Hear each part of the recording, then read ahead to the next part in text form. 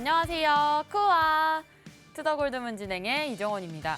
결국 FTX가 파산 신청을 했습니다. 현재 부채 규모는 최대 약 66억 원, 또 채권자는 10만 명에 달하는데요. 가상화폐 암호업계 업사상 또 최초로 좀 더 최대 규모의 좀 파급력이 있을 것으로 보여집니다.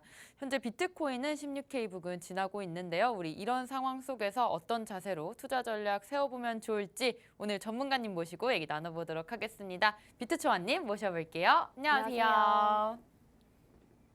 안녕하세요. 코인뉴스 읽어주는 비트초아입니다. 자, 오늘 이제 좀 말씀드리고 싶었던 건 이제 많은 분들께서 주말 동안에 쏟아져 나오는 악재들로 인해서 많은 스트레스 받으셨을 거라고 생각됩니다.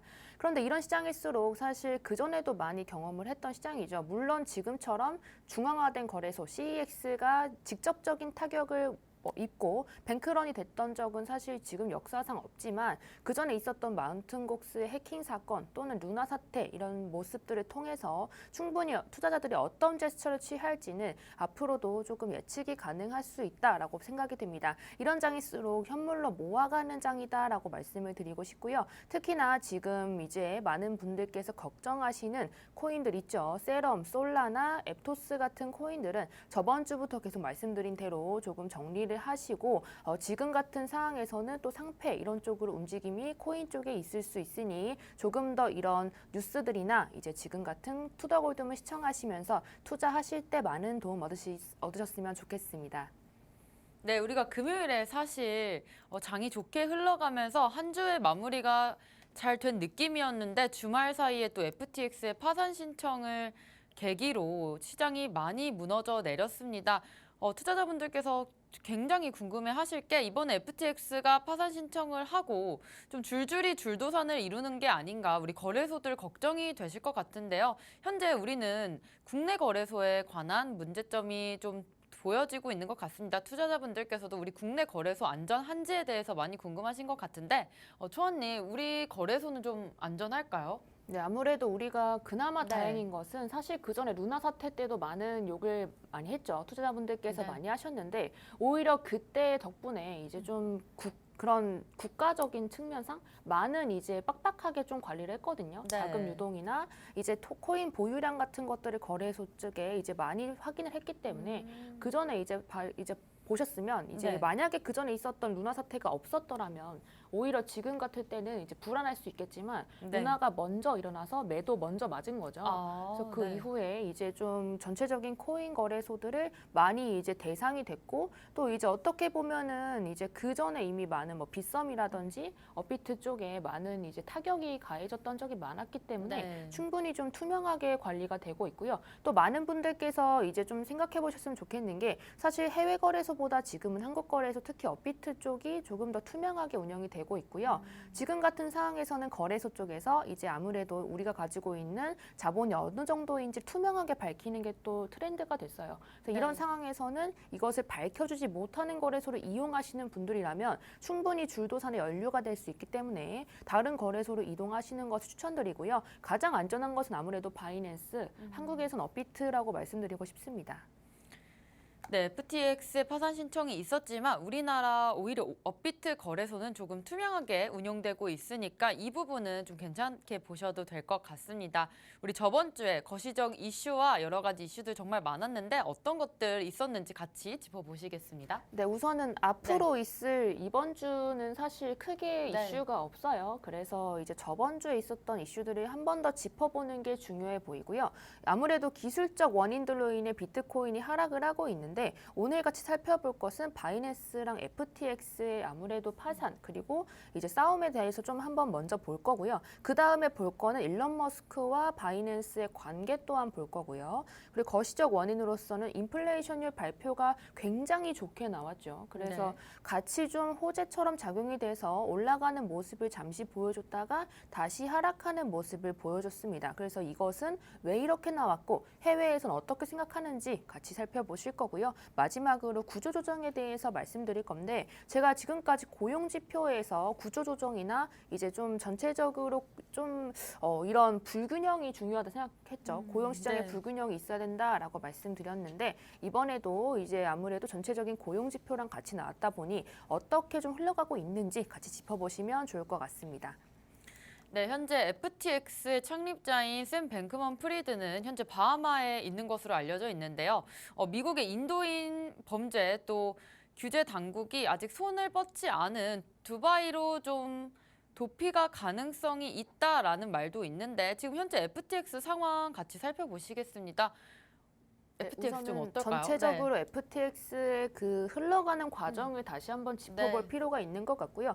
우선 FTX의 지금 웹사이트 트래픽을 봤더니 한국인이 이제 두 번째로 많았다고 합니다. 그래서 그 네. 이용률을 같이 볼 건데 전체적으로 보시면 일본 다음에 한국이고요. 6.69% 전체적인 사용의 6.69%를 이제 차지했다고 해요. 그래서 이게 순서고요. 여기 아무래도 연결된 분들이 많으실 거다라고 생각이 들어요. 그래서 지금 보시면 이제 바이낸스의 월간 방문자가 8천만 명 정도인데 FTX 사이트의 월간 방문자가 1,072만 명이거든요. 네. 근데 그 중에서 6%라는 거니까 사실 상당히 좀 많은 부분 그쵸. 차지하고 있죠. 그래서 이것도 이제 그 전에 저번 주부터 이제 인출해서 다른 데로 좀 빼셔라 아니면 다른 코인으로 사서 또 빼셔라라고 말씀드렸는데 이것을 좀 피해 보신 분들께는 정말 좀 속상한 이야기지만 아마 마운틴 네. 곡스 사건처럼 이제 좀 헤쳐나갈 수 있을까라는 생각이 좀 있어요. 앞으로 좀 이제 지금 찾지 못하더라도 나중에는 또 구제가 될 수 있는 그런 여러 가지 방안들이 좀 마련이 될 텐데 지금 현재는 안타깝게 조금 찾을 수 있는 방안이 좀 적다고 보여지고요. 그래서 좀 그 전에 행동을 취하는 것의 더 중요성을 다시 한번 좀 깨닫게 된 것 같아요. 그래서 한국거래소는 그래도 안전하다고 생각되니까 이제 그 전에 있었던 이런 문제들 다시 좀 짚어갔으면 좋겠습니다. 그리고 같이 보실 것은 FTX의 지금까지 있었던 움직임을 좀 볼 건데요. FTX가 이제 이런 기사가 떴었죠. 이제 맨 처음으로 거슬러 올라가면 FTX의 이제 전체적인 문제가 좀 짚어진 기사가 있었어요. 네. 이제 11월 2일 날 나왔던 기사인데 이때도 이제 FTX가 전체적인 알라메다라는 암호화폐 투자 회사에서 그중에 FTT가 차지하는 비율이 너무 높기 때문에 이거 FTT가 망하게 되면 전체적으로 망할 수 있다라는 기사가 네. 떴었어요. 그리고 그 이후에 이제 자오창펑이 이제 트위터에 크립토가 하이리스크다라는 이야기를 하면서 전체적으로 FTT의 가격을 하락시켰죠. 네. 그래서 이제 그때부터 설전이 시작됐습니다. 트위터로. 그래서 알라메다의 트위터를 보시면 이 알라메다의 대표죠. 우리는 지금 100억 달러가 있기 때문에 너무 많은 돈이 있어서 그 정도로는 죽지 않는다. 얼마든지 팔아봐라라고 이야기했고 이제 자오창펑은 그럼 좋다. 그럼 나는 이것을 한 번에 매도할 것이다. 우리는 누나 네. 덕분에 이제 많은 것을 교훈을 얻었다. 그러니까 나는 이제 팔 거니까 이제 많은 분들께도 좀 암시하는 글들을 많이 올리기 시작했죠. 그리고 나서 이제 어떻게 됐냐면 그러면 우리가 22불에 사겠다. 한 FTT의 가격을 22불에 살겠다라고 이야기했는데 FTT의 가격이 22불을 몰락하는 순간 이제 네. 많은 하락이 일어났고 거의 1달러 정도 수준까지 좀 보여줬죠. 그리고 나서 이제 자기가 가지고 있는 물량은 이것보다 더 많기 때문에 지금 이 고래 알람이 이게 나다 이렇게 이야기를 하면서 전체적으로 좀 흘러갔습니다. 그래서 이런 모습들이 보이고 나서 주말이 시작이 됐는데요. 네. 주말이 됐을 때 이후로 또 보시면 결론적으로는 인수를 하겠다, 안 하겠다 이런 이야기 또 번복하기도 했고 전체적으로 문제가 있었다. 그리고 FTX는 이제 대표라고 하죠. 우리 흔히 말하는 뽀글이가 이제 또 이제 파산 절차를 신청을 했고 그리고 그 후의 상황이 또 궁금하실 거예요. 많은 분들께서. 그런데 제가 저번에도 말씀을 드렸는데 지금 이렇게 일어난 일들 자체가 사실 왜 이때 일어났느냐도 중요한 것 같아요.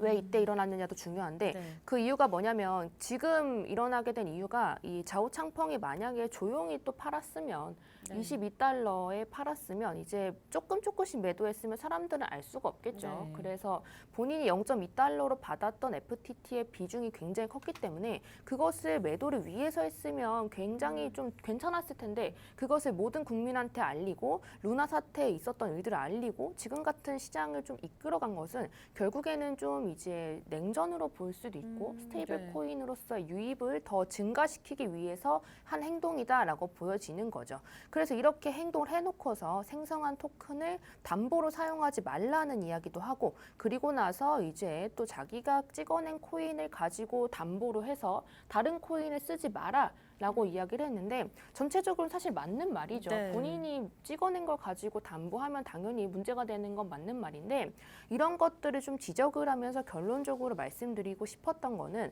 우리나라에서도 지금 루나라는 사태 이후로 조금 더 견고해졌기 때문에 지금 같은 상황에서 조금 영향을 오히려 덜 받는다 생각을 하거든요. 네. 그래서 이건 역시도 지금 다른 시장에서 좀 겪었으면 더 상방에서 겪었으면 큰 하락으로 더 이어질 수 있었던 것이 바닥이 조금 보이는 상황에서 이렇게 보여지기 때문에 결론적으로는 이제 해결이 될 것이다라고 생각이 되고요. 좌우창펑 역시도 어제 이제 얘기한 것으로 따르면 이제 2, 3주 정도에 이렇게 부실했던 지금까지 수면에 드러나지 않았던 여러 가지 코인에 관련된 회사들이 이번에 좀 파산에 연결이 될 수가 있고 그 파산이 연결이 되고 나서 자력으로 다시 한번 본인이 이제 스스로 이제 일어날 것이다.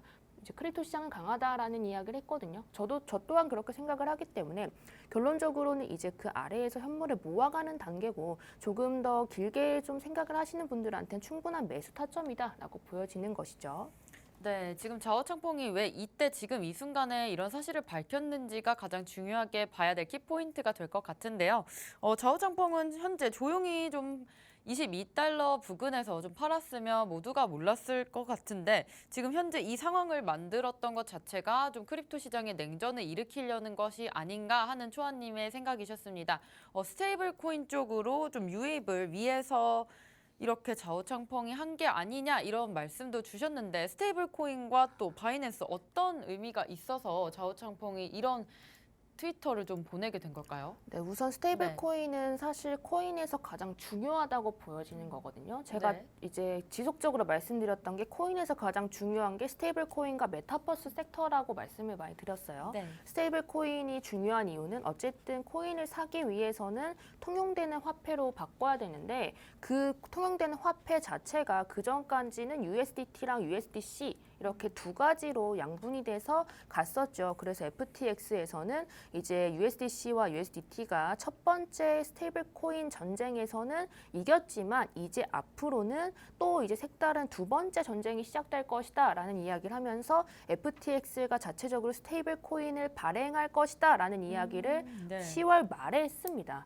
이런 이야기가 돌자마자 좌우창펑이 이제 크립토 시장은 하이리스크다. 라고 한 일주일도 채 지나지 않아서 그런 이야기를 했고요. 그리고 전체적인 스테이블 코인 양 자체를 살펴보시면 USDT에서 USDC와 BUSD, 바이낸스에서 만든 스테이블 코인 이렇게 두 가지로 조금 양분되는 모습을 네. 보였거든요. 왜냐하면 그 전에 루나 사태도 있었고 USDT의 전체적인 이제 퍼센테이지 자체가 조금 하락한 상황에서 네. 다른 스테이블 쪽으로 이제 좀 유동이 된 거죠.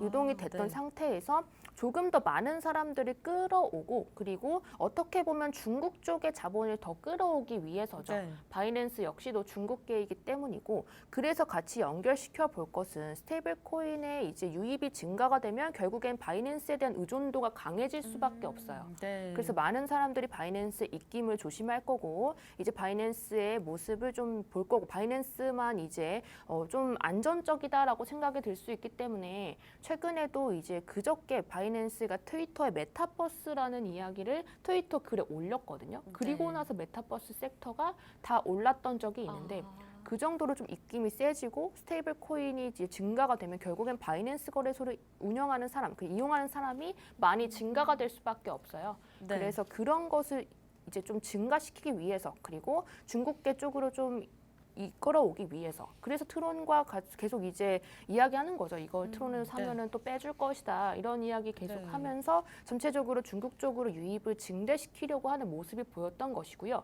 이때까지 살펴보셔야 될 것은 중국 쪽의 움직임인데 결국에 이런 하락장을 이끌어줄 것은 다시 중국 쪽에서 아무래도 이제 이거 코인 시장 전체에 대해서 이제 정부가 개입할 가능성이 커 보여요.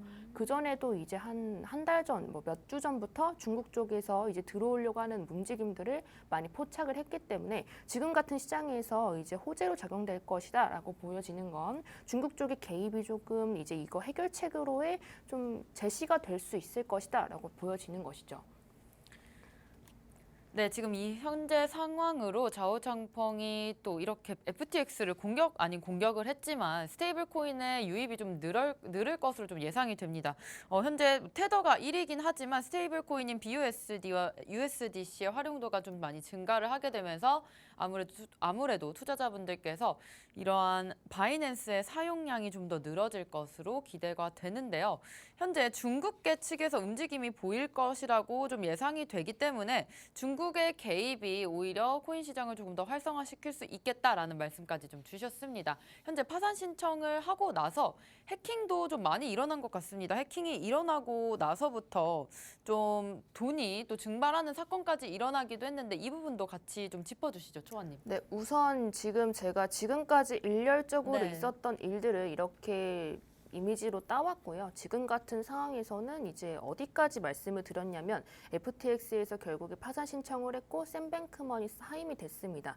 그리고 나서 이제 파산을 자발적으로 130개 회사, 계열사들이 많기 때문에 그 회사들이 파산 절차를 자발적으로 시작을 했고 그리고 나서 이제 또 다시 관련되어 있는 코인들의 문매를 맞기 좀 시작을 했죠. 네. 그리고 나서 이제 같이 좀 보셔야 되는 건 오른쪽인데 이 바이낸스, 크립토닷컴, OKX 이와 등등 해서 이제 우리는 깨끗하다.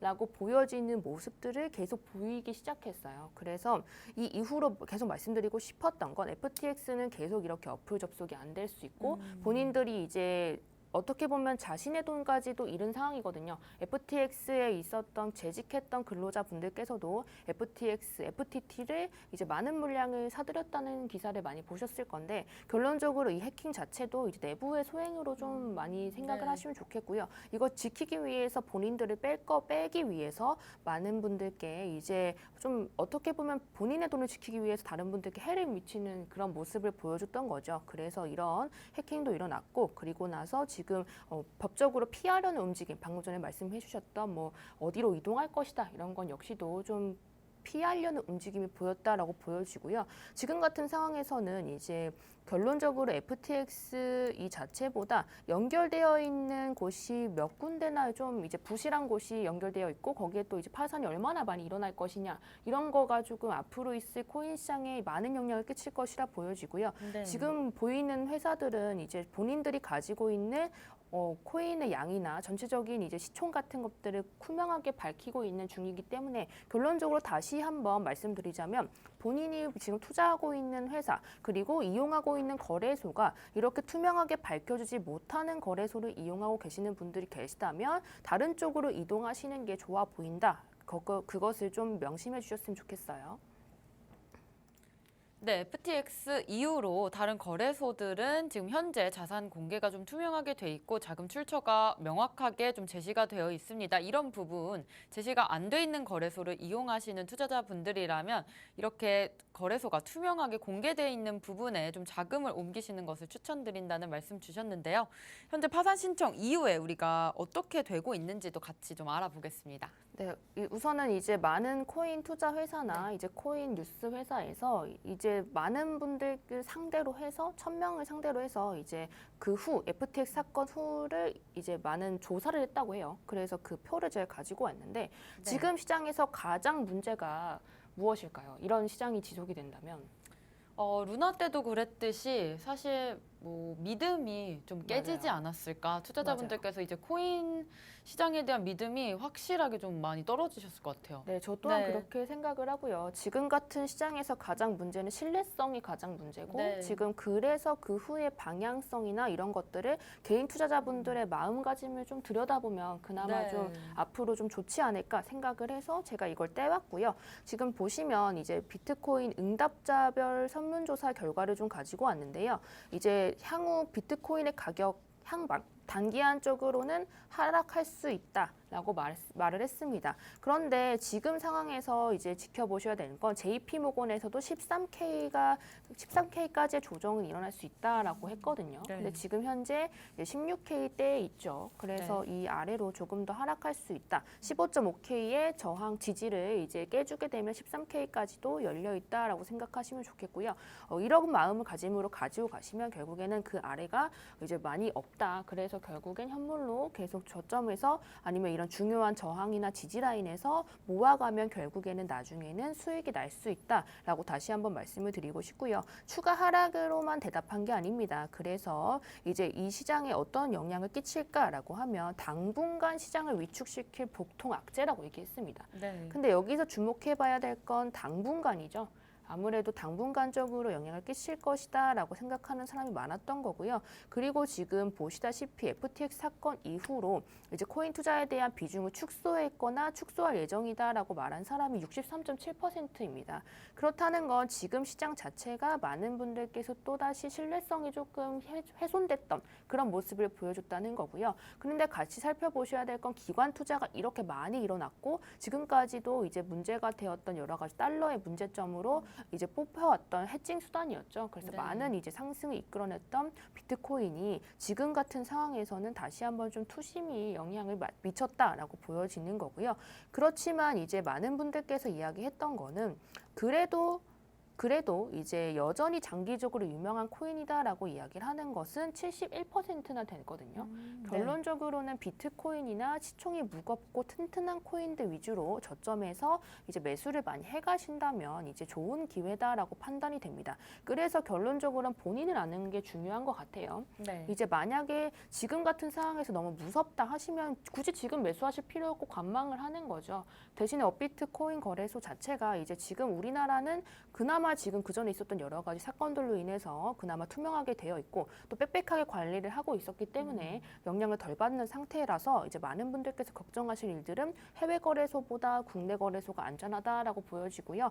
그리고 이제 많은 분들께서 생각하시는 이제 그러면 이제 어떤 코인을 사야 하나요? 이런 생각도 네. 하실 거잖아요. 그래서 말씀드렸던 건 사실 솔라나나 이런 코인들은 그 전부터 제가 한 몇 달 전부터 문제가 있었던 코인이다라고 이야기를 했거든요. 네. 그래서 투자하실 때 앞으로도 지금 같은 옥석 가리기가 진행되는 상황에서는 이 코인이 어디가 또 이제 문제가 있을 만한지 그리고 왜 문제가 있는지 진짜 여러 가지 방면을 생각해 보시고 중장기로 가져가실 수 있는 그런 코인들 위주로 사시는 것 그리고 차곡차곡 모아 가시다 보면 결론적으로는 수익이 돼서 돌아올 것이다라고 말씀드리고 싶습니다. 네, 현재 15K 부근이 좀 뚫렸을 가능성이 있다면 13K 부근까지 하락하실 수 있다고 좀 봐주셨습니다. 현재 비트코인이나 시총이 좀 무거운 코인들은 오히려 가격이 많이 내려왔기 때문에 저점 매수의 기회가 될 수 있다라는 말씀 주셨고요. 그렇다면 어떤 코인을 담아야 되는지 좀 많이 궁금하실 텐데 솔라나 같은 코인들은 그 전에 초아님께서 계속해서 위험하다고 말씀을 하셨기 때문에 이런 위험성이 있는 코인에는 접근하시는 것보다는 현재 지금은 문제가 있는지 이런 것들을 좀 잘 체크를 해보시고 중장기 관점으로 투자할 수 있는 코인에 좀 매수를 하시는 것을 추천드린다는 말씀 주셨습니다. 현재 거래소 수수료 인하 전쟁도 있었는데 사실 이 부분에서 좀 FTX까지 좀 넘어온 것 같습니다. 그 전부터 바이낸스 측에서도 아니면 다른 거래소에서도 수수료를 좀 낮추면서 좀 유입량을 높이려는 그런 움직임들을 보였었는데요. 지금 바이낸스도 수수료가 없죠, 초아님? 네네. 우선은 이제 같이 보셔야 되는 건 이제 좌우창펑이 바이낸스 수장이 이제 말했던 게 FTX가 끝이 아니다. 곧 파산 도미노가 온다라는 이야기를 했거든요. 네. 그래서 이걸 먼저 살펴볼 건데 우선은 지금 FTX에서 이제 이런 몰락이라고 할게요. FTX가 네. 지금 파산을 신청한 와중에 지금 마지막 악재가 아니고 앞으로도 또 파산 도미노가 올 수 있으니 연결되어 있는 파생 상품 거래소가 전 사실 지금 가장 큰 문제라 생각하고요. 네. 이제 두 번째로 말씀드리고 싶었던 게 채굴자들의 움직임인데 채굴자들 역시도 그전에도 많은 가량의 빚이 있었죠. 그리고 나서 20K 선을 계속 지켜주려고 했었는데 20K가 뚫리고 나서 이제 손익비가 좋지 못한 상황이 되었고 지금 같은 시장에서 가장 문제가 되는 건 첫 번째는 파생상품 거래소, 그리고 두 번째는 채굴자들입니다. 그래서 이제 많은 분들께서 뭐 10K 가나요? 이렇게 이야기하시는데 그 선까지는 사실 중국의 개입이나 이제 아무래도 여러 가지 기관의 개입으로 인해서 쉽지 않을 것이다라고 생각이 들고요. 지금 같은 모습은 결국에는 이제 해결될 수 있을 것이다라는 이야기를 지속적으로 해왔고 좌우창펑이 이렇게까지 했던 이유는 방금 전에 말씀해 주셨던 여러 가지 코인들 거래소, 코인 거래소의 유입량이나 이제 거래소들이 좀 투명하게 하고자 하는 모습들이 좀 이루어지고 있고 그런 모습들 자체적으로 봤을 때 결론적으로 앞으로 나아갔을 땐 더 큰 이제 문제점들이 발견이 됐을 것이라 생각이 됩니다. 그래서 이렇게 좀 아래에서 지금 같은 저점에서 마지막 저점이라고 많은 분들께서 하시거든요. 그래서 이런 상황에서 크립토 시장이 정말 저는 이제 굳건하다. 그리고 그 아래에서는 이제 결국에 오를 수밖에 없다라고 생각하는 게 사실 저는 이런 경험을 한 번 한 게 아니에요. 정말 많이 경험을 했고 항상 이렇게 문제가 있었고 가장 두려움이 가득할 시기에 저점에서 분할 매수를 했다면 결론적으로는 다시 올라가고 이제 다른 분들께서는 아 그때 샀어야 됐다.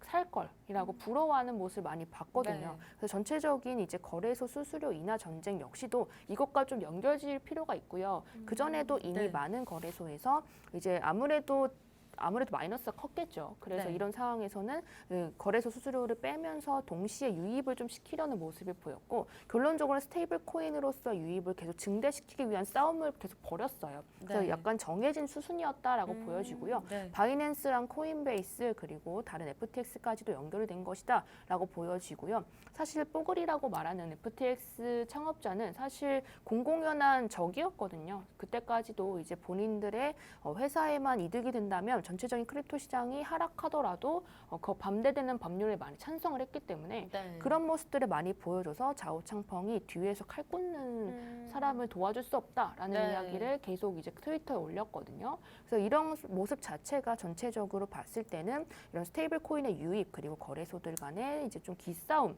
그리고 앞으로 있을 때 초석 다지기 정도로 보면 좋을 것 같아요. 네, 근데 현재 중국의 이런 움직임 자체는 좌우창펑은 어쨌든 투명하게 시장을 운용을 하려고 하는 것 같고 그 시장의 투명성에 자기네들이 1위 기업을 이제 좀 굳히려고 하는 모습인 것 같아요. 어떻게 보면 나중에는 우리가 어쨌든 가격적으로 상승이 있을 텐데 그 전에 좀 초석 다지기라고 좀 보면 될까요? 네, 우선 네. 바이낸스로에 이렇게 된다면 결국에는 많은 분들께서 바이낸스만 바라보게 되겠죠. 네, 그래서 입김이 맞아요. 아무래도 강해질 것이고 그러면 지금 같은 코인의 장이 네. 결국엔 중국의 쪽으로 넘어갈 수 있는 그런 모습을 보일 수 있거든요. 네. 그래서 지금 모습을 보신다면 결국에는 이제 좀 중국 쪽의 유입이 아무래도 다시 한번 대두될 수밖에 없고 네. 이제 중국 쪽에서 이제 정부 주도하에 사업을 굉장히 자주 하고 있기 때문에 네. 그래서 앞으로의 움직임 결국 해결책도 중국 쪽의 세력이나 네. 중국 쪽의 기관 그리고 중국 쪽의 기업일 가능성이 크다라고 말씀드리고 싶습니다. 네, 지금 암호화폐 시장 오히려 중국 쪽으로 좀 강세를 보일 수가 있겠다라는 말씀까지 주셨는데 현재 일론 머스크가 또 트위터에 결제 시스템을 도입을 하면서 이제 결제 요청도 한 것으로 보여집니다. 일론 머스크는 지금 바이낸스랑 어떤 관계가 또 있나요? 네, 우선 일론 머스크랑 바이낸스 관계가 사실 네. 좀 견고해요.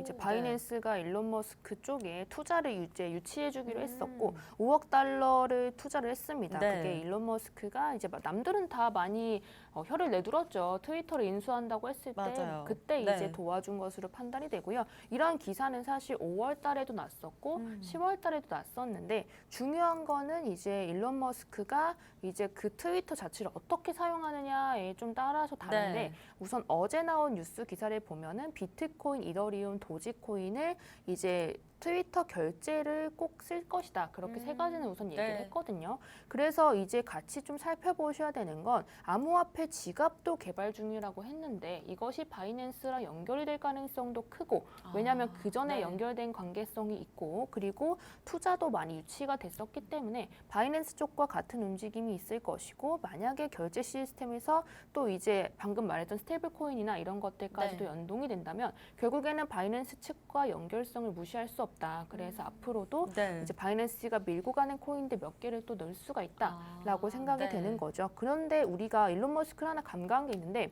일론 머스크가 페이팔의 창업자잖아요. 네, 맞아요. 그래서 결제 시스템 도입이나 이런 것들은 남들보다 더 식견이 더 높을 것이라고 네. 판단이 되거든요. 네. 그래서 지금 같은 상황에서는 뭐 트위터가 망한다, 뭐 가짜 계정이 판친다 이런 이야기가 많지만 결국적으로는 이미 그 전에 페이팔도 한번 해봤던 사람으로서 지금 입장에서는 이제 바이낸스에 좀 등에 업는다면 결국엔 좀 앞으로의 방향성을 좀 좋게 보일 수 있지 않을까. 네, 라는 생각이 확실히 좀 있습니다. 순풍이 불 것 같긴 합니다. 네, 일론 맞습니다. 머스크 사실 샘 뱅크먼 프리드 좀 싫어하는 것으로 전 알고 있는데 맞죠? 네, 맞습니다. 네. 아무래도 바이낸스에 옹호하는 글들을 네. 많이 올리기도 했고 맞아요. FTX 쪽에 반대되는 글들을 많이 올리기도 했고요. 또 아무래도 네. 거리낌 없이 이야기를 했고 그리고 그 전에 있었던 뭐 공화당 지지하는 그런 그죠. 글들도 많이 봤던 걸로 봐서는 결론적으로는 그쪽 성향이 강하다라고 보여지고 네. 좀 아무래도 다른 것보다 더 신경 써야 될 건 일론 머스크는 결국 자기 회사를 설립하고 더 이제 키우는 거에 집중이 되어 있다 보니까 네. 언제든지 좀 변할 수도 있어요. 그래도 네. 바이낸스 쪽에 지금은 이제 견고한 그런 움직임이 몇 년 동안 보였기 때문에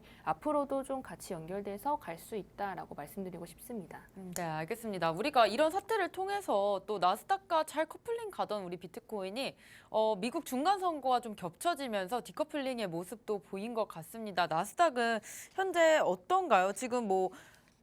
지금 공화당이 하원 의원을 우세는 했지만 상원 쪽에는 지금 민주당 쪽이 의석수가 좀 더 많은 것으로 보여져요. 네, 맞아요. 우선은 지금 다 안 끝났긴 네, 했지만 맞아요. 생각했던 것보다 민주당 쪽이 많지는 맞습니다. 않았어요. 네. 그래서 좀 실망을 했던 물량들과 겹쳐서 이런 기술적인 악재까지 같이 갔기 때문에 네. 하락이 좀 더 컸다라고 보여지고요. 네. 그리고 이제 앞으로 있었던 것은 CPI죠. 금요일 날 발표됐던 CPI인데 CPI 이후로 나스닥은 상당부 많은 부분을 회복을 해줬고 원달러 환율 역시도 굉장히 떨어지는 것을 봤거든요. 네. 1310원대까지도 떨어졌기 때문에 지금 같은 모습에서 오히려 좀 다행이다라고 보여지기도 합니다. 네. 왜냐하면 거시적인 경제가 좋지 못했다면 더 이제 플러스로 작용될 수 있었던 압력이 하방 압력이 더 클 수 있다라고 말씀드리고 싶었는데 실질적으로 CPI가 7.7%가 뜨면서 전체적인 하락장에서 조금 다행인 부분이 많았어요. 네. 그런데 이렇게 하락한 것이 외신에서는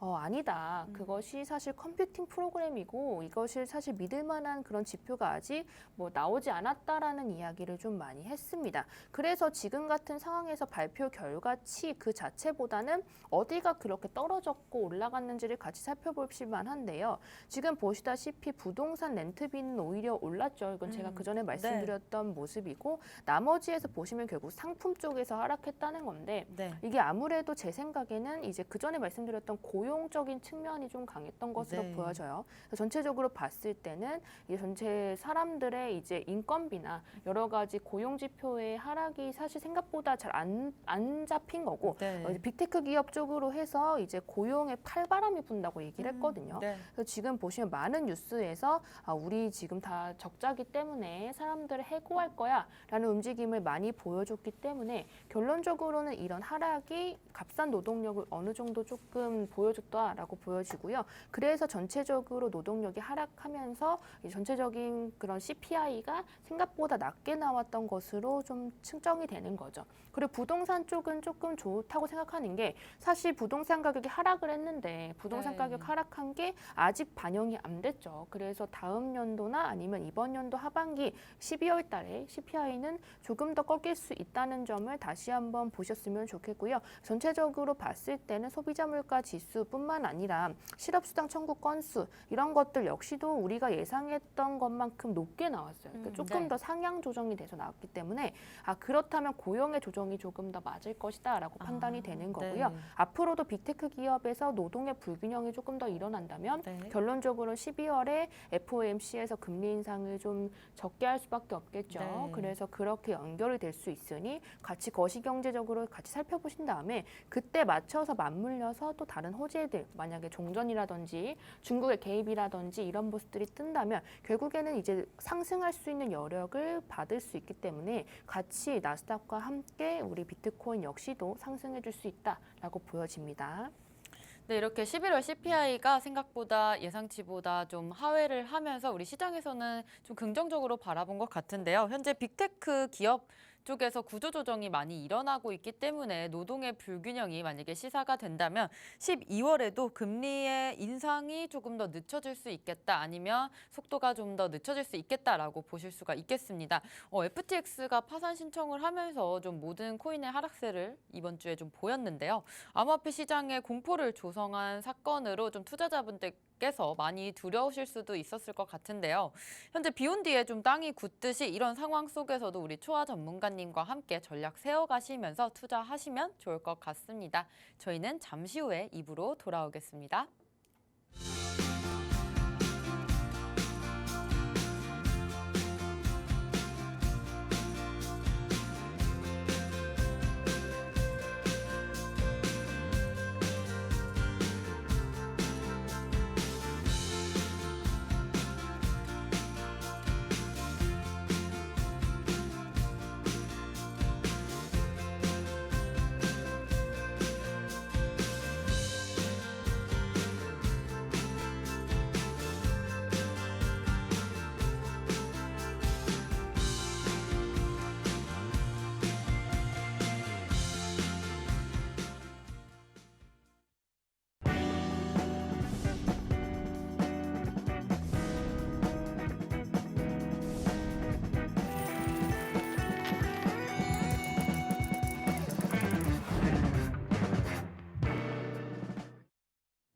네, 2부에서는 초아 전문가님과 기술적 분석에 대해서 얘기 나눠보도록 하겠습니다.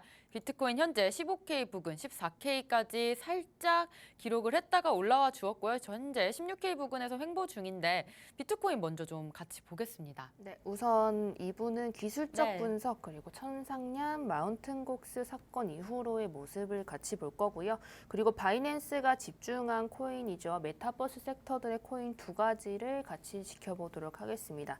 네. 자, 우선 기술적 분석을 일봉상으로 해볼 건데요. 우선 말씀드리고 싶었던 게 우리 이 노란색 선 보이실 겁니다. 15.5K 부근이 지금 강한 하락을 했을 때 하방 압력에 닿았던 부분이죠. 그래서 여기가 강한 저항선, 지지선으로서 작용을 했고 이게 강한 상승을 이끌어 주면서 이제 18.2K에서 하락을 한 모습을 보여줬습니다. 이때가 아무래도 이제 좌우창펑이 인수를 한다는 이야기를 해서 전체적인 호재를 띄워줬다가 다시 한번 인수를 번복하면서 강한 하락이 나왔던 것이고요. 그때 같이 살펴보셔야 했던 건 아무래도 여러 가지 청산량이라든지 이제 코인 자체의 하락이 예정이 되어 있었다라고 보여지는 거죠. 그래서 올라갔을 때 사는 것이 아니라 더 하락할 수 있겠다라고 제가 매수하지 말라고 말씀을 드렸죠. 지금 상황 역시도 동일하고요. 계단식 하락을 보이고 있는데 이 하락 추세 라인을 돌파하는 라인이 결국에 쌓이려면 이제 그 전에 돌파해주지 못했던 18.2K 부근 이상을 뚫어줘야 하고요.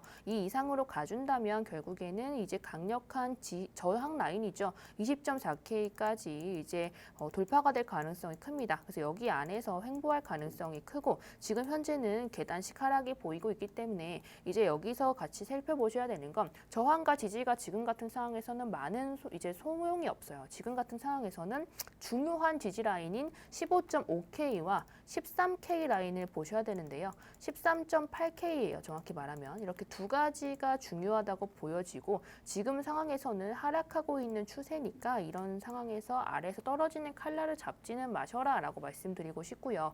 그럼 분할적으로 매수할 타점이 어딘가요? 라고 말씀해 주시면 첫 번째는 전저점 부근 15.5K고요. 두 번째는 13K 부근이겠죠. 그렇게 두 가지로 나눠서 이제 저점에서 매수해 가시는 게 좋을 것이다 라고 말씀드리고 싶고요.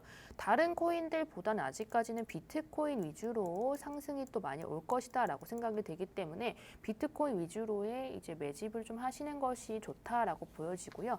다른 코인도 어떤 코인도 연결될 수 있을지 많은 분들께서 간과하시는 것이 많기 때문에 이런 투자가 결국엔 세럼 같은 경우도 지금 좀 많은 문제가 일어났거든요. 세럼 같은 경우에서도 문제가 일어났던 것을 보아서는 지금 같은 상황에서는 다른 코인들보다는 조금 더 안전하고 많은 기관 내 투자가 일어나고 있었던 비트코인 위주로 좀 상승을 좀 얘기를 하면서 이 아래에서 모아가는 게 추천드리는 겁니다. 그리고 나서 말씀드리고 싶었던 게 제가 말씀드리는 관점은 이제 단기간적으로 한 달, 두 달이 아니고요. 거의 1년 이상 이제 좀 생각하시는 분들한테 분할 매수적인 관점에서 말씀을 드리는 것이기 때문에 만약에 지금 상황에서 여유 자금이 없거나 아니면 이제 불안하다. 그래 난 빨리 올라가는 걸 원한다라고 단타 위주로 투자하셨던 분들 같은 경우라면 이런 접근법은 사실 옳지 않고요. 제가 말씀드리는 건 장기 투자적인 관점 그리고 충분히 수익을 낼 수 있었던 하락의 바닥권의 관점에서 말씀드린 거기 때문에 만약에 단타 위주의 투자를 하셨던 분들이라면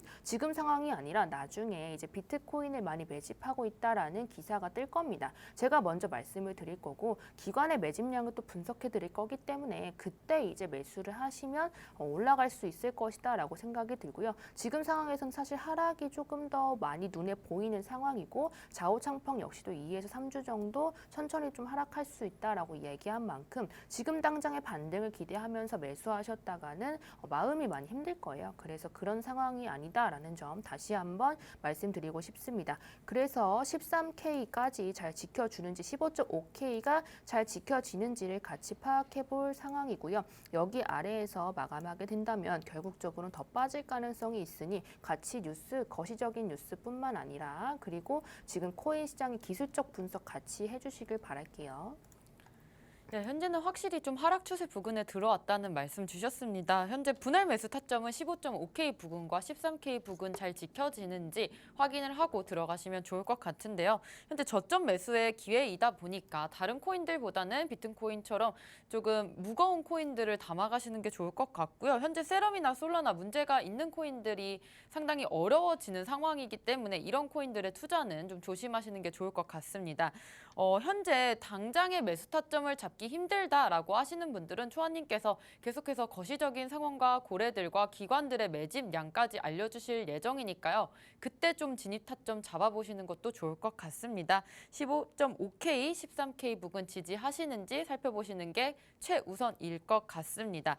우리가 FTX가 파산 신청을 하면서 마운트국스의 파산 때와 좀 비교를 해볼 수가 있을 것 같습니다. 청산량과 같이 좀 비교를 해본다면 우리가 어떻게 대책을 세울 수 있을까요, 초아님? 네, 우선은 FTX 그 후의 모습을 좀 네. 보여드릴 건데요. 이 노란 색깔 모습이 그 지갑, 개인 지갑으로 이동되는 코인의 개수거든요. 그래서 네. 지금 전체적으로 코인 자체의 문제라고 생각하는 사람보다 지금은 사실 개인적인 이런 거래소의 문제다. 네. 기업의 문제다라고 파악하시는 분들이 많아요. 결론적으로는 코인 자체는 우상향하지만 어떤 거래소가 안전한지 모르기 때문에 개인 지갑으로 이동시키려는 사람이 많아지는 거죠. 네. 이런 상황에서는 현물 거래소와 선물 거래소의 가격 차이가 클 수밖에 없습니다. 그래서 세럼이나 솔라나 같은 이런 문제가 있었던 코인들은 마이너스의 확률이 크죠. 당연히 네. 숏물량이 많을 거기 때문이고요. 특히나 방금 전 아침까지 봤을 땐 김치 프리미엄이 50% 가까이 껴 있었거든요. 네. 그래서 그것 자체가 사실 의미하는 게 네. 이게 한국인들 투자한다 이런 관점이 아니라 이제 한국 거래소는 아무래도 선물 거래소가 없다 보니 네. 전체적으로 봤을 때 선물 거래소가 있는 해외 거래소보다 가격이 조금 보존이 되고 있는 상황이다라고 보여지는 겁니다. 그래서 그쪽이 떨어지는 게 맞는 거고 이쪽이 올라간다고 파악하시면 안 돼요. 그래서 이런 상황에서는 오히려 한국 거래소 쪽이 선물 거래소가 없기 때문에 쇼 물량이 당연히 적게 되고 네. 당연히 다른 거래소보다는 안전적이다라고 다시 한번 말씀을 드리는 거고요. 아무래도 개인 지갑으로 유동성이 커지기 때문에 지금 같은 상황에서 비트코인은 굉장히 가벼워진 상황이거든요. 네. 그래서 이런 상황에서는 위아래로의 변동성이 클 수밖에 없다라고 말씀을 드리고요. 네. 지금이 선물 거래에서 뭐 숏의 강력한 타점이다. 지금 아니면 안 된다. 이러고 고배율의 숏을 이제 하시는 분들이 계신데 지금 같은 상황에선 가벼워졌기 때문에 이제 이런 뉴스들이나 아니면 지금은 해결됐다 이런 뉴스 하나만 떠도 다시 한번 이제 강하게 반등해줄 가능성이 크죠.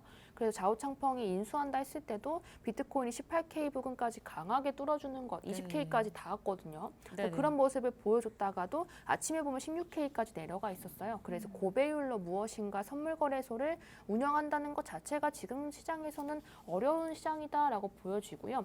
이렇게 가볍고 이제 시장의 이슈들이나 기술적인 이슈들로 인해서 돌아가고 있는 장은 사실 그 전에 있었던 선행 지표가 크게 없어요. 네. 그래서 지금 같이 보실 건 이제 청산량과 마운틴곡스의 모습인데요.